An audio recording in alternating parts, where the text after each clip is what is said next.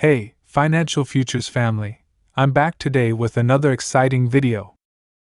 In today's episode, we're diving deep into the world of money, yeah. We've got some juicy updates about SNAP benefits, EBT, and more, so stay tuned. But before we jump into it, if you're new here, a warm welcome to you on this channel. We talk all things shopping, saving, and everything in between.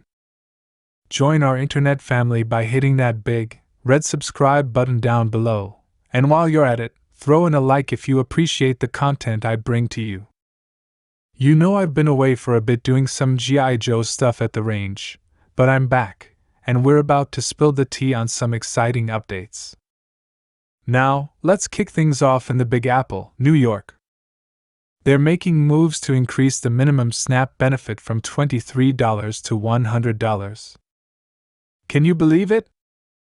An assemblywoman is championing this cause, recognizing that $23 doesn't go very far.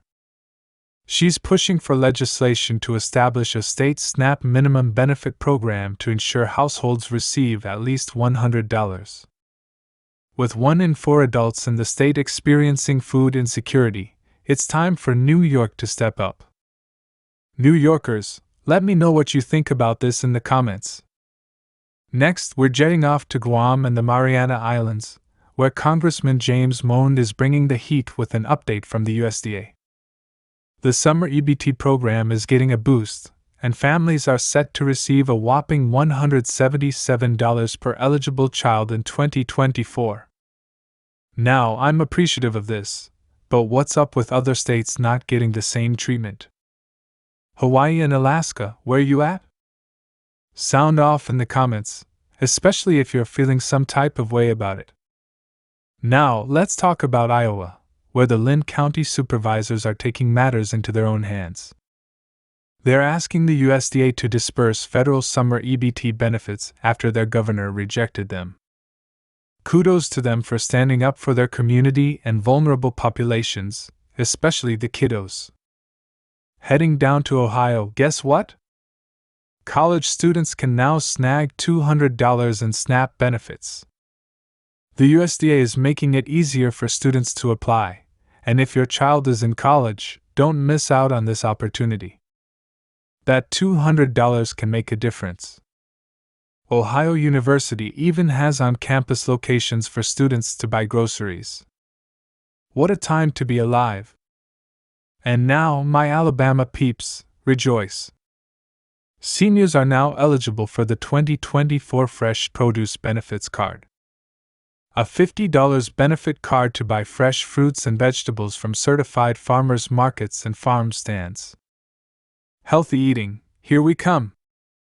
Heading to Oregon, replacement benefits have been extended to February 16 for SNAP recipients affected by the recent winter storm. Check the screen for the updated list of eligible counties. Now to my Tennessee folks, I hear you. The Tennessee Department of Human Service is working hard to clear the backlog in processing SNAP requests. It might take a couple more months, but they're on an all-hands-on-deck mission to get things running smoothly again.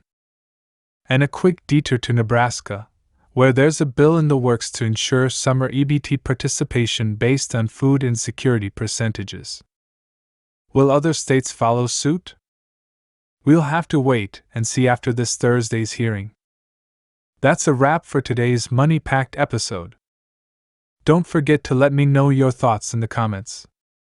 What do you think about New York's SNAP increase, the $177 summer EBT, college students getting $200, and all the other updates? As always, like, comment, subscribe, and I'll catch you later, Gator. Guys,